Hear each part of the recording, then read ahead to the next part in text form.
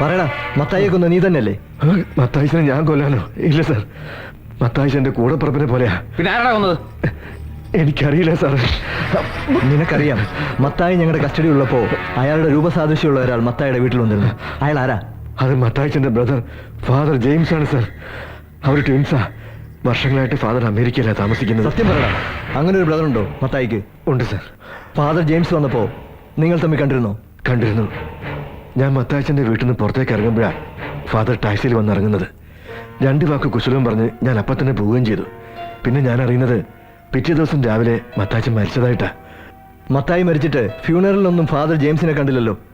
Father വന്ന ഉടനെ തന്നെ മടങ്ങിപ്പോയി. നിന്റെ പ്രസന്റേഷൻ നന്നായിട്ടുണ്ട്. അമേരിക്കയിൽ നിന്ന് 10-22 മണിക്കൂർ യാത്ര ചെയ്ത് തളർന്ന അവശനായി വീട്ടിലെത്തിയ ഒരാള് ഉടനെ തന്നെ വീണ്ടും യാത്രയാവുക. പറയുന്ന കണക്കം കൊണ്ട് ടാലി ആവുന്നില്ലല്ലോ മിസ്റ്റർ ഐക്രവർക്കി. അത് പോട്ടെ നൗഷാദേ, അഥവാ യാത്ര പോയെന്ന് തന്നെ വെച്ചു. സ്വന്തം സഹോദരൻ മരിച്ചു എന്നറിഞ്ഞ് ഒരു നോക്ക് കാണാനെങ്കിലും ഈ പറഞ്ഞ ഫാദർ ജെയിംസ് വന്നില്ലല്ലോ. എന്തുകൊണ്ട് വന്നില്ല? അതെനിക്കറിയില്ല സർ. നിനക്കെല്ലാം അറിയാം. മത്തായിയുടെ മരണം, ചാക്കോയുടെയും കുടുംബത്തിന്റെയും കൊലപാതകം നിനക്കെല്ലാം അറിയാം. ഇനിയൊന്നും നീ മറയ്ക്കാൻ ശ്രമിക്കണ്ട. സത്യം പറഞ്ഞില്ലെങ്കിൽ ജീവനോടെ പുറത്തു പോകില്ല. ഇല്ല സർ, എനിക്കൊന്നും അറിയില്ല സർ. സത്യമാണ് ഞാൻ പറയുന്നത്. ചാക്കോയുടെയും കുടുംബത്തിന്റെ കൊലപാതകത്തിന് രക്ഷപ്പെടാൻ നിനക്ക് മറ്റൊരു കൊലപാതകം കൂടെ നടത്തേണ്ടി വന്നു അല്ലേ? അയ്യോ സർ, മത്തായിച്ചനെ ഞാൻ കൊന്നിട്ടില്ല. അപ്പൊ ചാക്കോയുടെ കുടുംബത്തെ നീയാണ് കൊന്നത് അല്ലേ? നൗഷാദ്,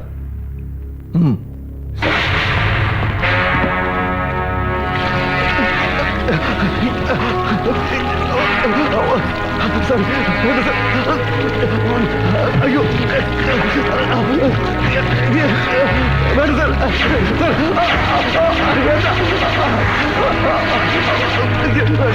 അയ്യോ വേണ്ട സർ, എനിക്കറിയില്ല.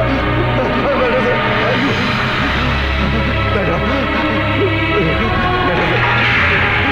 എന്നെ കൊല്ലരുത്.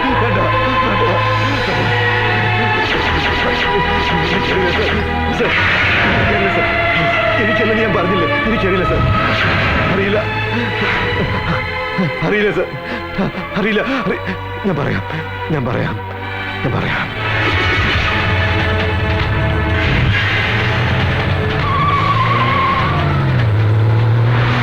ചാക്കോച്ചന്റെ വീടും പറമ്പും രജിസ്റ്റർ ചെയ്തതിന്റെ പിറ്റേ ദിവസം. ചാക്കോച്ചാൻ ഇതിപ്പോ ഒരു അത്യാവശ്യം പറഞ്ഞുകൊണ്ടാ രജിസ്റ്റർ ഓഫീസിൽ പോലും പോകാതെ ഇങ്ങനെ ഒരു എഗ്രിമെന്റ് വെച്ച് പണം തരുന്നത്. എടാ ബാക്കി നീ ആ പേപ്പറിൽ എഴുതിയിരിക്കുന്നത് ഒന്ന് വായിച്ചു കേൾപ്പിച്ചേ. കുന്നത്ത് വീട്ടിൽ ചാക്കോ ജോസഫ് എന്ന ചാക്കോ മേസ്ത്രിയായി ഞാൻ എന്റെ സ്വന്തം പേരിലുള്ള 1 ഏക്കർ 38 സെന്റ് സ്ഥലവും വീടും എന്റെ സ്വന്തം ഇഷ്ടപ്രകാരവും അനന്തരാവകാശികളായ ഭാര്യ ത്രേസ്യാമ്മ, മക്കളായ ട്രീസ, റോസ്മേരി എന്നിവരുടെ പൂർണ്ണ സമ്മതത്തോടെയും ഐക്യര വീട്ടിൽ വർക്കി തോമസ് എന്ന ഐക്യര വർക്കിയുടെ കയ്യിൽ നിന്നും 2006 നവംബർ മാസം 7-ാം തീയതി 8 ലക്ഷം രൂപ കൈപ്പറ്റി ടിയാന് സകല അവകാശങ്ങളും വിട്ടുകൊടുത്തിരിക്കുന്നതായും മേലിൽ ആവശ്യമായി വരുന്ന എല്ലാ നിയമ നടപടികൾക്കും ഈ രേഖ ഉപയോഗിക്കുന്നതിൽ എനിക്കോ എന്റെ അനന്തരാവകാശിക്കോ യാതൊരുവിധ എതിർപ്പുമില്ലെന്നും സമ്മതിച്ചു കൊള്ളുകയും ചെയ്യുന്നു എന്ന് ചാക്കോ ജോസഫ്, ത്രേസ്യാമ്മ ചാക്കോ, ട്രീസ ജോണിക്കുട്ടി, റോസ്മേരി ചാക്കോ. ചാക്കോ ചായ കേട്ടല്ലോ. ഇനി നിങ്ങൾ എല്ലാരും ഇതിലോട്ടൊന്ന് ഒപ്പ് വെച്ചാട്ടെ.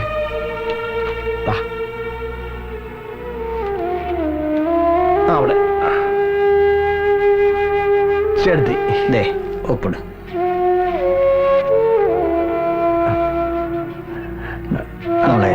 ഒപ്പിട്.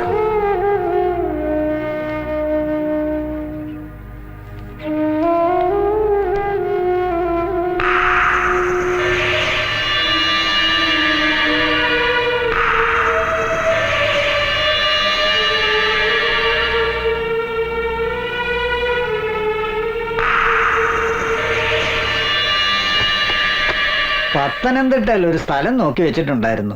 ഒത്തു വന്നാൽ ഇന്ന് തന്നെ അഡ്വാൻസ് കൊടുക്കായിരുന്നു. അതുകൊണ്ട് പണം തന്നിരുന്നെങ്കിൽ ഞങ്ങൾക്ക് ഉടനെ തന്നെ പോകായിരുന്നു. വൈകിയാ വണ്ടിയും കിട്ടത്തില്ല. സ്ഥലം നോക്കി വെച്ചിട്ടുണ്ടെങ്കിൽ വാക്കാളെ ഉറപ്പിച്ചോ? പണം ഇപ്പൊ കൊടുക്കണമെന്നില്ലല്ലോ. അത് പിന്നെ മത്തായിച്ചന് അറിയാമല്ലോ ഞങ്ങളുടെ ഇപ്പോഴത്തെ ഒരവസ്ഥ. സ്ഥലത്തിന് അഡ്വാൻസ് കൊടുത്തില്ലേലും വേറെ കുറച്ച് അത്യാവശ്യങ്ങളുണ്ടായിരുന്നു. ആ ഉണ്ണികൃഷ്ണന് കുറച്ച് പൈസ കൊടുക്കാനുണ്ടായിരുന്നു.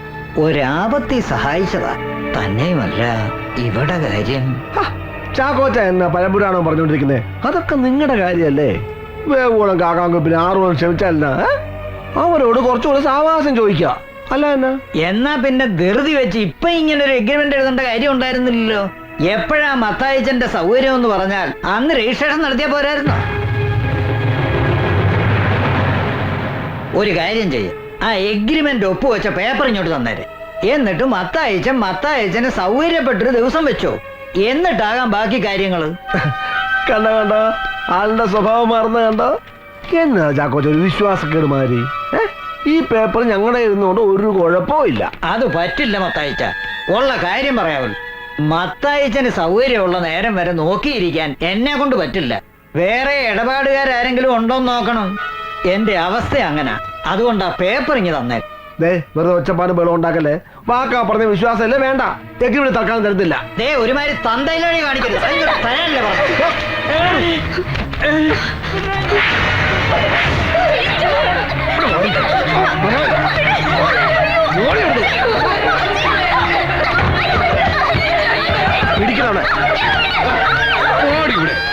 ട്രേസിയെയും റോസ്മേരിയെയും കൊല്ലാൻ ഉദ്ദേശമുണ്ടായിരുന്നില്ല.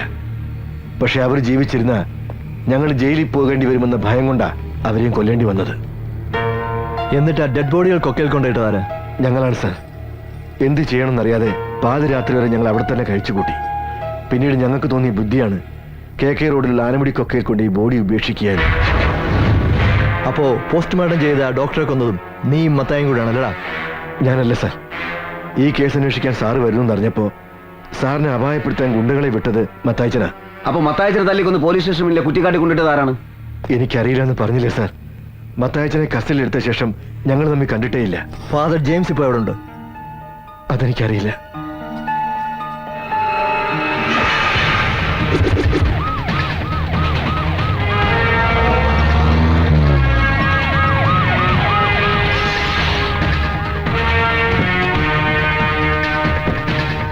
മത്തായിയുടെ ഭാര്യയില്ലേ? ഉണ്ട് സാർ. ഒന്ന് വിളിക്കണം. നിങ്ങളുടെ ഭർത്താവിന്റെ മരണത്തെക്കുറിച്ച് ചില വിവരങ്ങൾ അറിയാനാണ് ഞങ്ങൾ വന്നത്. മത്തായി ലോക്കപ്പ് മർദ്ദനം മൂലമാണ് മരിച്ചതെന്ന് നിങ്ങൾ കരുതുന്നുണ്ടോ? ടെൽമി, എന്താണെന്നും പറയാത്തത്? മത്തായിയെ കസ്റ്റഡിയിലെടുത്ത ശേഷം ഞങ്ങൾ ദേഹോപദ്രവം ഒന്നും ചെയ്തിട്ടില്ല. രാത്രി ഏകദേശം 11 മണിയോടെ ഞാനാണ് അയാളെ ലോക്കപ്പിൽ നിന്ന് പറഞ്ഞു വിട്ടത്. അവിടുന്ന് മത്തായി നേരെ ഇങ്ങോട്ടല്ലേ വന്നത്? അതെ. മത്തായി വരുമ്പോ അയാളുടെ ട്വിൻ ബ്രദർ ഫാദർ ജെയിംസ് കൂടെ ഉണ്ടായിരുന്നോ? ഉണ്ടായിരുന്നു. അവർ തമ്മിൽ കണ്ടിരുന്നോ? എന്താണ് അവർ സംസാരിച്ചത്? അവർ തമ്മിൽ എന്തെങ്കിലും സാമ്പത്തിക ഇടപാടുണ്ടായിരുന്നു? ഐ മീൻ, ഫാദർ ജെയിംസ് മത്തായിക്ക് അമേരിക്കയിൽ നിന്ന് പണം അയച്ചു കൊടുക്കുമായിരുന്നു. അപ്പോ സാമ്പത്തിക ഇടപാടുകളെ കുറിച്ച് സംസാരിച്ച് അവർ തമ്മിൽ തെറ്റിയല്ലേ? പറയൂ, അതിനുശേഷം എന്താ ഉണ്ടായത്? കമോൺ, നിങ്ങൾക്കറിയാം. നിങ്ങൾ എന്തൊക്കെ മറക്കുന്നുണ്ട്. എല്ലാ എവിഡൻസുകളായിട്ടാണ് ഞങ്ങൾ എത്തിയിരിക്കുന്നത്. എന്താണ് രാത്രി സംഭവിച്ചത്? Tell me.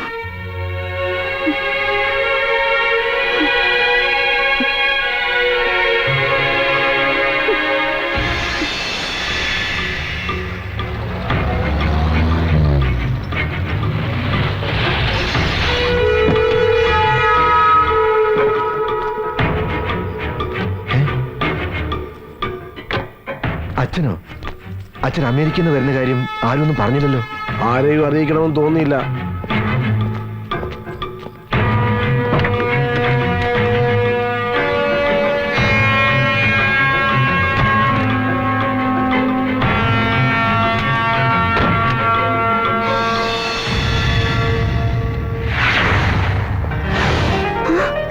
അച്ഛനോ? ഈശോമിശിഹായ്ക്ക് സ്തുതിയായിരിക്കട്ടെ. എപ്പോഴും എപ്പോഴും സ്തുതിയായിരിക്കട്ടെ. എന്നതാച്ചോ ഒരു വിവരം പോലും അറിയിക്കാതെ? അങ്ങനെ വരേണ്ടി വന്നു. മത്തായി ഇല്ല ഇവിടെ? ചെറിയൊരു പോലീസ് കേസുണ്ട്, അതിന്റെ ആവശ്യത്തിന് വേണ്ടി പോയിരിക്കുക. അപ്പോ കാര്യങ്ങളൊക്കെ പോലീസ് സ്റ്റേഷൻ വരെ എത്തി അല്ലേ? നാട്ടുകാരുടെ ഇടയിൽ പേരുണ്ടാക്കാനായി പള്ളി കമ്മിറ്റി പ്രസിഡന്റ് ആയതുകൊണ്ടോ അനാഥാലയം നടത്തിയതുകൊണ്ടോ ഒന്നും ഒരു കാര്യവുമില്ല. മനസ്സും പ്രവൃത്തിയും നന്നായിരിക്കണം. അവന്റെ ഇവിടുത്തെ സാമൂഹ്യ സേവനത്തിന്റെ കഥകളൊക്കെ തന്നെ അറിയുന്നുണ്ട്. അവനിതെന്തു ഭാവിച്ച? മോളിക്കുട്ടിക്കെങ്കിലും അവനെ ഒന്ന് പറഞ്ഞു മനസ്സിലായിക്കൂടെ? ഞാൻ എന്ത് പറയാനാച്ചോ, അനിയന്റെ സ്വഭാവം അച്ഛൻ അറിയാവുന്നല്ലേ.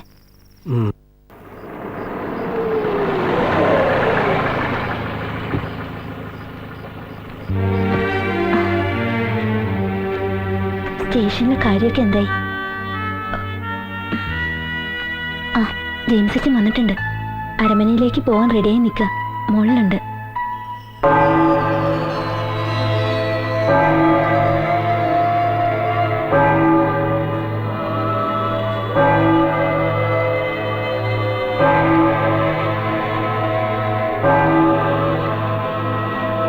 ഈശോമിശിഹായ്ക്ക് സ്തുതിയായി കിടച്ചു.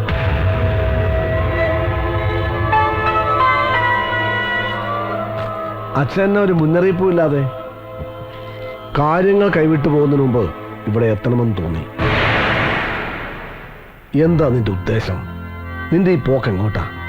നിനക്ക് ദൂർത്തടിച്ച് ജീവിക്കാനല്ല വിദേശത്തുള്ള എന്റെ സുഹൃത്തുക്കൾ ബിസിനസ് തുടങ്ങാൻ പണം തന്നത്. ഇത്രയും കാലമായിട്ട് 10 പൈസ പ്രോഫിറ്റ് കൊടുത്തില്ല എന്നുള്ളത് പോട്ടെ, ബാലൻസ് ഷീറ്റ് എങ്കിലും നിനക്കൊന്ന് അയച്ചു കൊടുക്കാമായിരുന്നില്ലേ? Balance sheet അയച്ചിരുന്ന എന്നാത്തിനാ? അവർക്ക് വേണ്ടതേ പ്രോഫിറ്റാ അല്ലേ? അങ്ങനെ വല്ലതും ഉണ്ടായിട്ട് വേണ്ടേ അയച്ചു തരാൻ?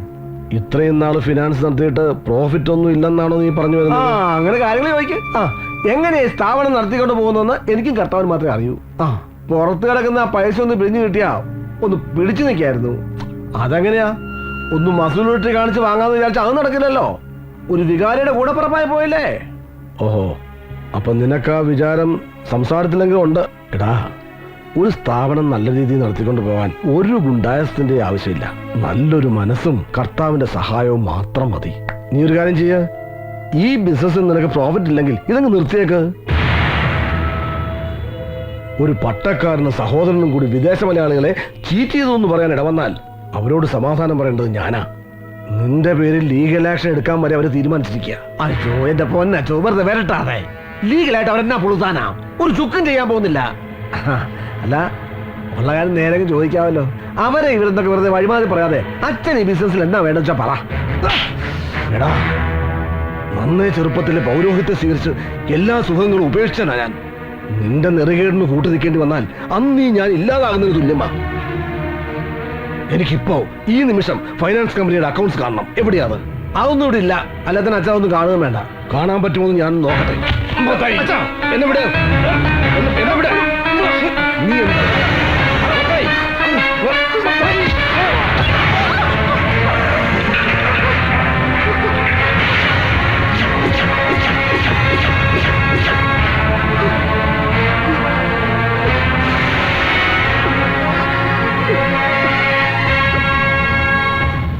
അപ്പോ ഫാദർ ജെയിംസിന്റെ കൊലപാതകം മത്തായിക്ക് രക്ഷപ്പെടാനുള്ള ഒരു പഴുതുകൂടി നൽകി അല്ലേ?